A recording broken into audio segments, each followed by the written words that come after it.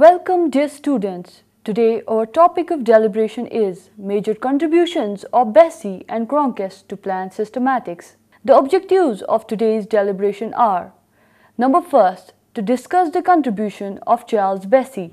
Number second, to highlight the Bessey's contribution in developing the phylogenetic system of classification.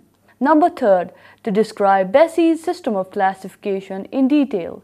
Number fourth, to discuss the contribution of Arthur Cronquist.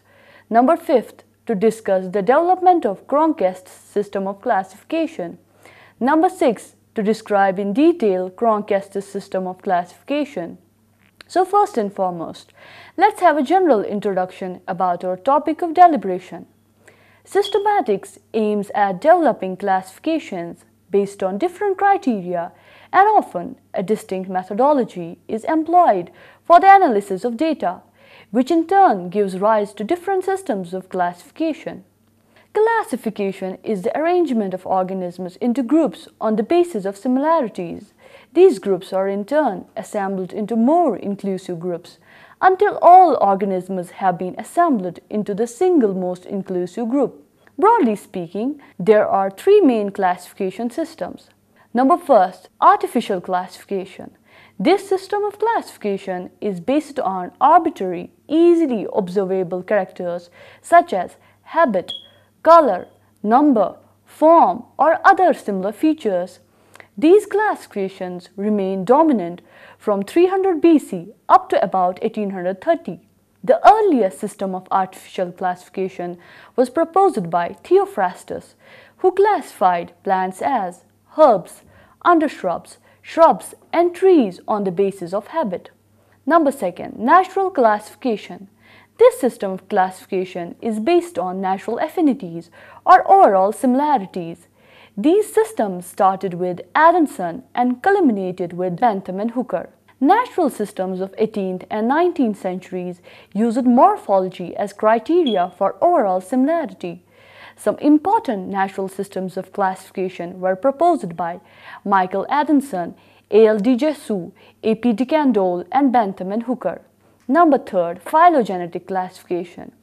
As a result of the emergence of the theory of evolution, therefore taxonomists began to look at their finished classifications in a different light. Workers began to emphasize relationships by descent of the groups in their systems, and these relationships were often illustrated diagrammatically by phyletic or phylogenetic trees.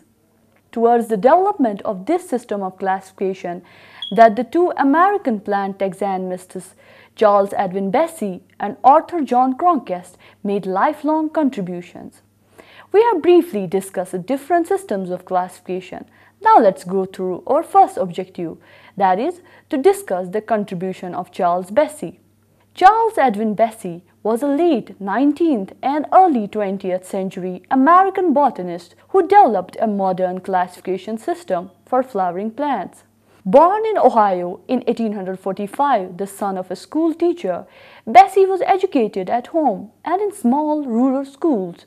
He was able to attend the Michigan Agricultural College, where he was introduced to botany. After graduation, he helped to initiate the botany program at the Iowa Agricultural College and began teaching students.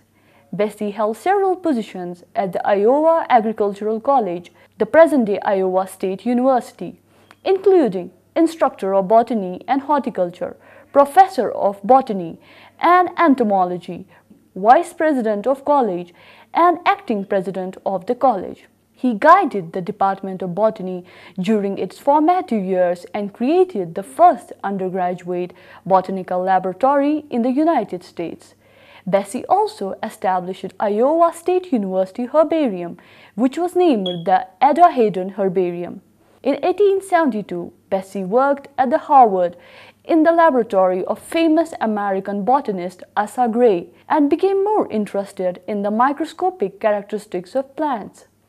His examinations of cell structure and organization led to the publication of several papers on plant diseases.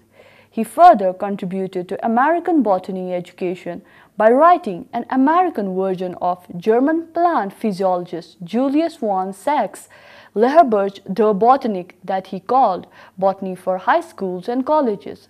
Bessie left Iowa State in 1884 to become the first Dean of Agriculture at the University of Nebraska. He was also the acting president of the university and Dean of Deans. While in Nebraska, Bessie was chosen as scientist of the State Board of Agriculture and in 1918 was conferred the honor of being inducted into the Nebraska Hall of Fame.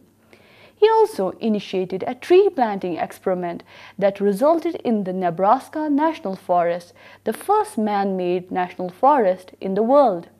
Charles E. Bessie was the author of numerous articles and publications, including The Essentials of Botany, which he later rewrote with his son, Ernest Bessie, and retitled The Essentials of College Botany. Charles Bessie also actively participated in several professional organizations, including the American Association for Advancement of Science and the Botanical Society of America. Bessie's most important publication, however, was Phylogenetic Taxonomy of Flowering Plants, published in 1915. This last major work of Bessie established the phylogenetic system of organizing flowering plants that taxonomists are still building on today with the use of genetic techniques. And a fitting tribute acknowledging this legacy of Bessie has been made by another great American taxonomist, Cronquist, who aptly remarked, "We are all, or nearly all, Bessians." Bessie worked in many ways to promote science and the study of plants. In addition to his great contributions to taxonomy, Bessie was also part of many scientific societies. He was a member of the American Association for the Advancement of Science and served as its president in 1910. Bessie was also associate editor of the prestigious journals such as the American Naturalist and Science. Bessie will remain best known, however, for his contribution to a detailed plant phylogenetic system. Dear students, with this we have reached our second objective, that is to highlight the Bessie's contribution in developing the phylogenetic system of classification. Bessie's most memorable work in the field of botany was the development of the first explicit phylogenetic classification of flowering plants. In other words, the classification of flowering plants using evolutionary relationship of the different species. In his work, namely Phylogenetic Taxonomy of Flowering Plants, Bessie proposed new evolutionary relationships between plants. Previously, it was thought that the plants that had flowers without petals were the most primitive. Bessie instead suggested the opposite. He believed what is still thought to be true now, that most primitive original flowers had many separate petals and stamens and carpels. As flowering plants evolved, these whorls of flower parts fused together or were reduced or became absent in some species. This indicated that flowers such as ranunculus, or commonly known as buttercup flowers, were the more primitive, while tiny flowers such as those of grasses were more advanced. These ideas led to a big change in principles for plant taxonomy, and they encouraged a new wave of research into plant phylogeny. Bessie asserted that the angiosperms are the most diverse group of land plants and argued that angiosperms are derived from a single ancestral group. He developed a set of 28 rules for distinguishing genetic characteristics or evolutionary trends in plants. Based on these characteristics and trends, he formed a classification system and designed a diagram to represent how the plants were connected to each other and which of these plants were evolutionarily primitive or advanced. This diagram was rather intricate and was nicknamed as Bessie's cactus because the branching, bending shape looks somewhat like a beaver-tail cactus. Dear students, let's now discuss in detail our third objective, to describe Bessie's system of classification in detail. Bessie published his system of classification in his book, The Phylogenetic Taxonomy of Flowering Plants. It focuses on the evolutionary divergence of primitive forms. It is considered by many as a system most likely to form the basis of a modern, comprehensive taxonomy of the plant kingdom. The system is based on various 28 guiding rules or dicta to determine level of being simple or advanced of a group of plants. It counts 15 orders and 146 family. Bessey based his system on the tradition of Decandolle, Bentham and Hooker. He was also influenced by Darwin and Wallace. He considered Spermatophyta as having a polyphyletic origin, being composed of 3 different phyla, of which he only treated Anthophyta, that is angiosperms. In that he used the same names for the subclasses of both monocotyledons and dicotyledons. This is contrary to contemporary rules on plant nomenclature that require names to be unique. However, Bessey actually used a qualifying hyphenation and a distinction not always recognized in reference to this scheme. With some modifications, most modern classifications, for example, those of Cronquist, Takhtajan, Stebbins, Dahlgren, and Thorne, follow the Bessey tradition. Now, the outline of Bessey's system of classification. Phylum Angiospermae. First, classes Alternifoliae, synonym Monocotyledoni. Second, classes Appositifoliae, synonym Dicotyledoni. Class first, Alternifoliae, that is Monocotyledoni. Subclass first, Strobelidae. Subclass second, Corlidae. Class second, Appositifoliae, that is Dicotyledoni. Subclass first, Strobelidae. Superorder first, Apopetalae, Polycarpellatae. Superorder second, Sympetalae, Polycarpellatae. Superorder third, Sympetalae, Dicarpellatae. Subclass second, that is Cotyledoni. Superorder first, Apopetalae. Superorder second, Sympetalae. After this, let's deliberate on our fourth objective, that is to discuss the contribution of Arthur Cronquist. Arthur John Cronquist was an American botanist. He is considered as one of the most influential botanists of the 20th century, largely due to his formulation of the Cronquist system of classification.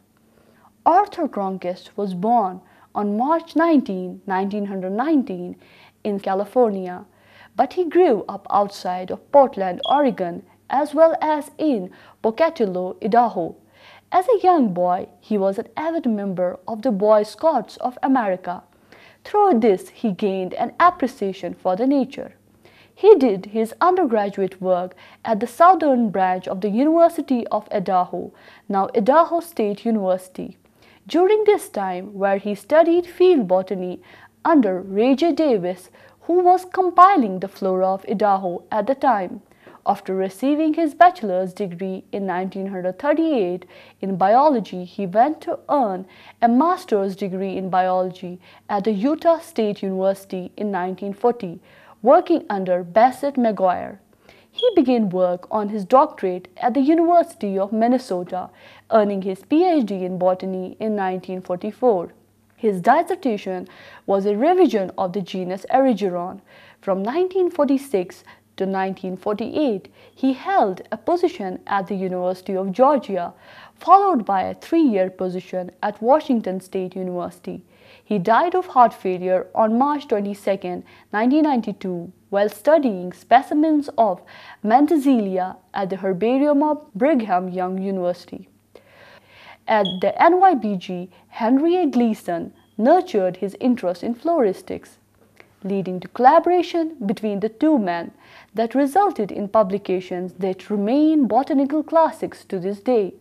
The first was Gleason's New Britain and Brown Illustrated Flora, to which Cronquist contributed the section on the Asteraceae. The second was their Manual of Vascular Plants of Northeastern United States and adjacent Canada, known to botany students as the Green Bible. A third co-authorship with Henry Gleason was the Natural Geography of Plants. He was a proud recipient of many professional awards and honors, which included the Leedy Medal of the Academy of Natural Sciences, Philadelphia, Honorary Vice President of the 12th International Botanical Congress, Leningrad, the Asa Gray Award, and the Medal for Botany, Linnean Society of London. Now, let's talk about our fifth objective, that is, to discuss the development of Cronquist's system of classification. While Cronquist was in his mid-30s, he began to question the usefulness of Adolphe Engler and Karl Pranttl's taxonomic system, laid down in their work Die naturalen Pflanzenfamilien, the natural plant families, which had been the dominant system since the late 19th century. Although Cronquist was originally involved mostly with the family Asteraceae rather than with general systems, he began publishing on the topic in 1957 after much discussion with his peers concerning the challenge of forming a new taxonomic system. His initial publication dealt purely with dicotyledons. At the time he began his work on his general scheme of classification, several others were working with the same goal in mind, including the American botanist Robert F. Thorne, the Dane Rolf Dahlgren, and Armand Takhtajan of the erstwhile USSR. Each of them would go on to produce their own taxonomic schemes, though Cronquist's would prove to be most widely adopted.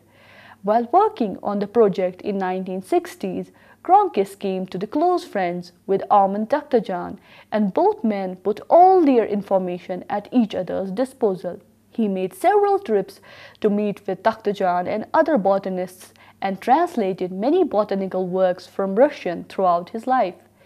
The classification system was developed by Arthur Cronquist in a series of monographs and texts, including The Evolution and Classification of Flowering Plants, 2nd edition, and An Integrated System of Classification of Flowering Plants. Cronquist's system places flowering plants into two broad classes, Magnoliopsida, that is, dicotyledons, and Liliopsida, that is, monocotyledons. Within these classes, related orders are grouped into subclasses. While the scheme was widely used in either the original form or in adapted versions, many botanists now use the angiosperm phylogeny group classification for the orders and families of flowering plants, first developed in 1998. Now let's deliberate about our last objective, that is to describe in detail Cronquist's system of classification. The system of classification as laid out in Cronquist's An Integrated System of Classification of Flowering Plants recognizes 64 orders and 321 families in class Magnoliopsida and 19 orders and 65 families in class Liliopsida. The system would go on to be adopted by several major projects in floristics, including the Jepson Manual, Flora of North America, Flora of China, Flora of Australia, and of course Gleason and Cronquist's Manual of Vascular Plant, which was published in 1991. Magnoliopsida. In this system, the subclass Magnolidae under the class Magnoliopsida, which consists mainly of families of the traditional ranales, is regarded as the basal complex from which other angiosperms are considered to have been derived. The Haemolydiae is considered to consist of a group of wind-pollinated family with reduced, chiefly apipetalous flowers that are often borne in catkins, the traditional Amantiferæ. The families under Caryophyllaceae have a strong tendency towards free central placentation and have betalains, that is nitrogenous anthocyanins and anthoxanthins in many of them. The Rosidae and Dillenidae, which are morphologically very similar, are regarded to be parallel groups. The Asteridae consist of the higher sympatalous families, which are mostly derived from the Rosidae. Liliopsida. The two classes, Magnoliopsida and Liliopsida under Magnoliophyta, have diverged early in the evolutionary history of the group, and hence they are fairly distinct, and in terms of flowering plant identification, they represent the first level of recognition. In the class Liliopsida, the Elasmatidae chiefly includes the aquatic members, whereas the other subclasses includes those families which typically have large, often petiolate leaves and are usually either arborescent or have flowers crowded into a spadix. The families under Commelinidae are characterized by flower reduction and are mostly wind pollinated. The Lilidae includes the insect pollinated members. Now, the outline of Cronquist's system of classification. Class Magnoliopsida, that's the dicotyledons. First, subclass Magnolidae, mostly basal dicots. First, order Magnoliales, order Laurales, order Piperales, order Aristocreales, order Elisicales, order Nymphaeales, order Ranunculates, order Papaverales, subclass Hemelidae, order Trochodendrales, order Hemelidales, order Daphnophyllales, order Didymales, order Eucomiales, order Urticales, order Latinerales, order Jugulandales, order Myricales, order Phagiales, order Castronirales. Subclass Caryophyllae, order Caryophyllales, order Polygonales, order Plumbiginales.